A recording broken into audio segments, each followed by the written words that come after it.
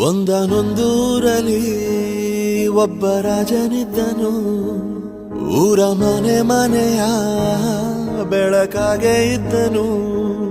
ಜನಕಾಗೆ ಕನಸ ಕೋಟೆ ಕಟ್ಟಿದ. ನಂಬಿ ಬಂದ ಜನಕ್ಕೆ ಪ್ರಾಣ ಒತ್ತೆ ಇಟ್ಟನು. ನಾನು ನನ್ನದೆನ್ನುವ ಆಸೆ ಕಟ್ಟಿಟ್ಟನು. ಅವನೇ ನಮ್ಮ ಮಣ್ಣಿನ ಮಗ.